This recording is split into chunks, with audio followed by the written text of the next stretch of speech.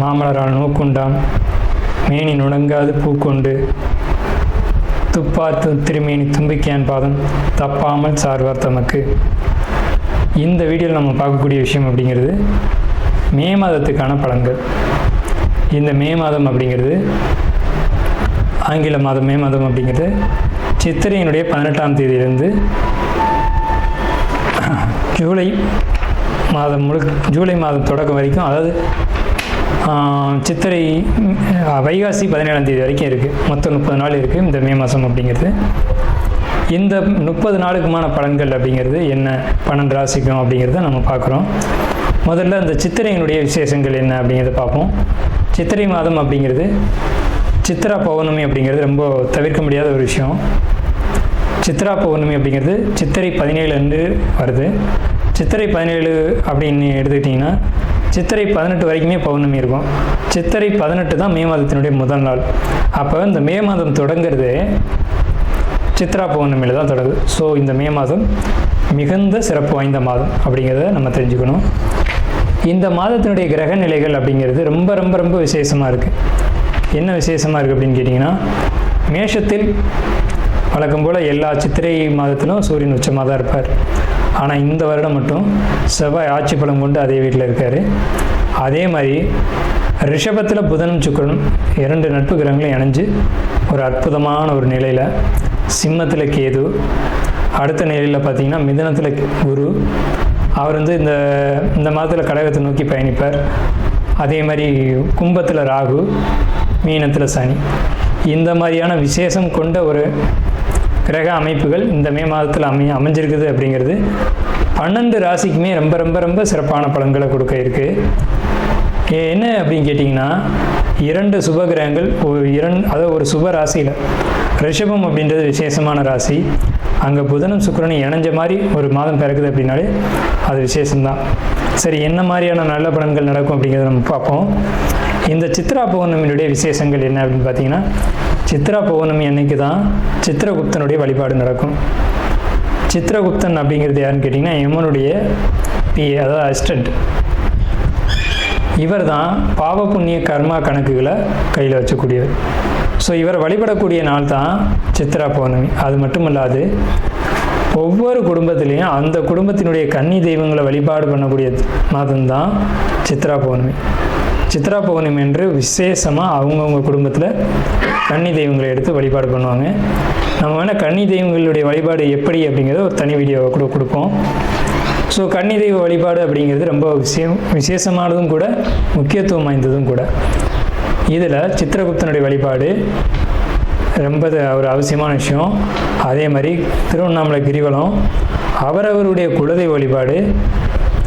இதில் வந்து ரொம்ப குறிப்பிட்டு பேசணும் அப்படின்னா அன்னதானம் கொடுக்கறது. இந்த சித்திரை மாதத்தினுடைய ஒரு உக்கிரமான காலகட்டத்தில் அன்னதானம் கொடுக்கறத காட்டிலும் வந்து நீர்மோர் கொடுக்கறது, தாகத்துக்கு தண்ணீர் கொடுக்கறது, இதெல்லாம் ரொம்ப ரொம்ப விசேஷம்.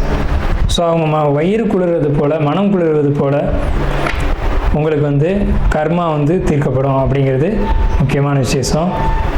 ஸோ இது முக்கியமான விஷயம். அதே மாதிரி இந்த சித்திரை மாதத்தில் கத்திரி வெயில் அப்படிங்கிறது மே மாதம் 4ஆம் தேதி அன்னைக்கு வந்து மே 28 வரைக்கும் இருக்கும். இந்த 25 நாட்களும் மக்கள் வந்து அதிகப்படியாக யாரும் வெளியில் வராமலும் சில விஷயங்களை தவிர்த்துக்கவும் வேணும். துளாராசி என்பவர்களுக்கு மே மாதம் நல்ல மாதமாக, ஒரு நல்ல பலன்களை கொடுக்கக்கூடிய மாதமாக திகழ இருக்குது. நல்ல ஒரு மாதமாக திகழ இருக்குது அப்படின்னு கேட்டிங்கன்னா, என்ன விஷயத்துக்கு நல்ல மாதம் அப்படின்னு கேட்டிங்கன்னா, இப்போ குறிப்பாக வந்து பொருளாதாரம், குடும்ப வாழ்க்கை, அதே மாதிரி திருமண விஷயங்கள், குழந்தை பாக்கியம், இந்த மாதிரியான விஷயங்கள் எல்லாத்துக்குமே வந்து ஒரு சிறப்பான ஒரு மாதமாக இருக்குது. அதில் குறிப்பாக சொல்லணும் அப்படின்னா, வருமானங்கள் மிகுதியாக கிடைக்கக்கூடிய ஒரு மாதமாக இருக்குது. வருமானத்தை பொறுத்த வரைக்கும் மிகை வருமானம் அப்படின்னு சொல்லக்கூடிய ஒரு மாதம் தான் இந்த மே மாதம். எப்படின்னு கேட்டிங்க அப்படின்னா, இந்த துளாராசியை பொறுத்த வரைக்கும் பணம், பெரிய அளவு பணம் வந்து கையில் புழங்கும். பெரிய அளவு பணம் எப்படி வந்து கைக்கு வரும் அப்படின்னு கேட்டிங்கன்னா, அது ஒரு கடனாகத்தான் அது வரும்.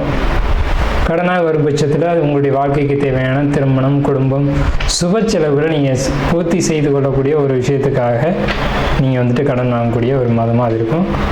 அதே மாதிரி பார்த்துக்கிட்டிங்கன்னா தொழில்னு சொல்லும்போது கட்டுமான தொழில் பண்ணக்கூடியவங்களுக்கு ரொம்ப சிறப்பாக இருக்குது.